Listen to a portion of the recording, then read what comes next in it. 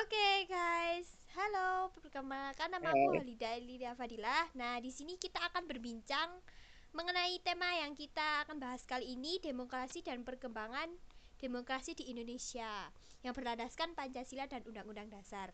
Nah, di sini saya ditemani dua teman saya, Hatma Nursitawati dan Hegel Bakastio.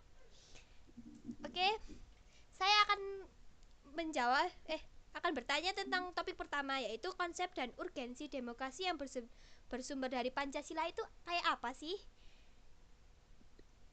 saya akan menjawab konsep dan urgensi demokrasi yang bersumber dari Pancasila. Hmm. Suatu konsep demokrasi sebagai seperangkat gagasan dan prinsip tentang kebebasan yang juga mencakup seperangkat praktis dan prosedur yang terbentuk melalui sejarah panjang dan sering berliku-liku. Pendeknya demokrasi adalah pelembagaan dari kebebasan. Saya akan Oh, kasih soal Saya kasih pertanyaan, apa alasan diperlukan demokrasi yang bersumber dari Pancasila? Oke, baik. Ada tiga alasan utama yang menjadi apa diperlukannya demokrasi yang bersumber dari Pancasila. Yang pertama itu adalah persoalan tentang kelemahan praktik demokrasi yang terjadi di negara ini. Salah satu contohnya adalah buruknya kinerja lembaga perwakilan dan partai, krisis partisipasi politik rakyat, dan munculnya penguasa dalam demokrasi.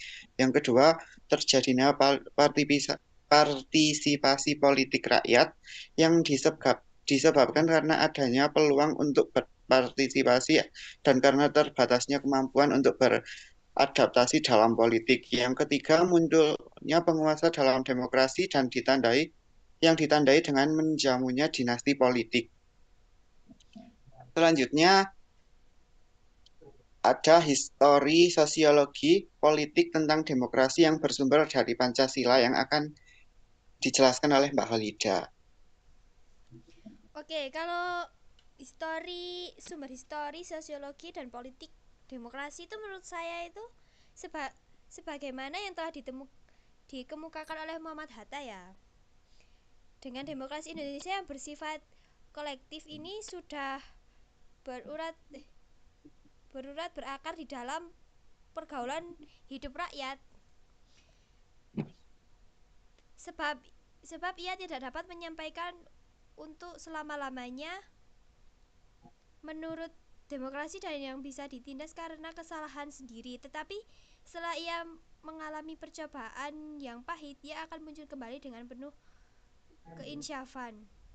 Jadi setidak-tidaknya ada tiga sumber yang dihidupkan cita-cita demokrasi dan dikabulkan berbangsa Indonesia, gitu sih menurut saya.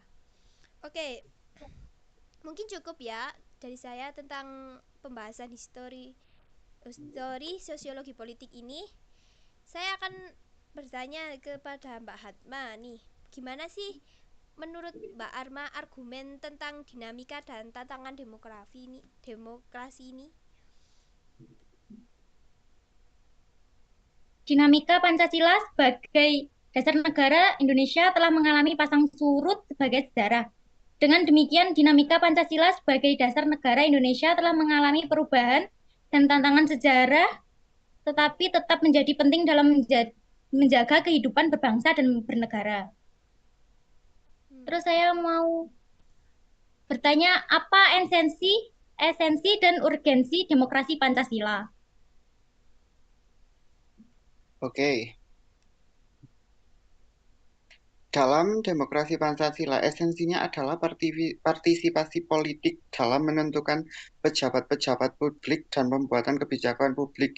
Demokrasi Pancasila mengandung unsur kesadaran religius berdasarkan kebenaran, kecintaan, dan budi pekerti, luhur kepribadian Indonesia, dan berkesinambungan. Dengan hal itu, esensi dan urgensi demokrasi Pancasila di Indonesia dapat memastikan bahwa pemerintahan berjalan dari rakyat, oleh rakyat, untuk rakyat sambil tetap menghargai nilai-nilai kekeluargaan dan gotong royong serta sesuai dengan sesuai dengan ini sesuai dengan landasan Pancasila dan UUD 1945.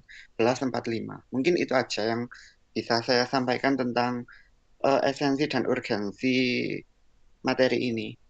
Terima kasih. Oke, mungkin itu aja yang bisa kita perbincangkan di topik kali ini. Memang negara ini nama negara demokrasi gak sih?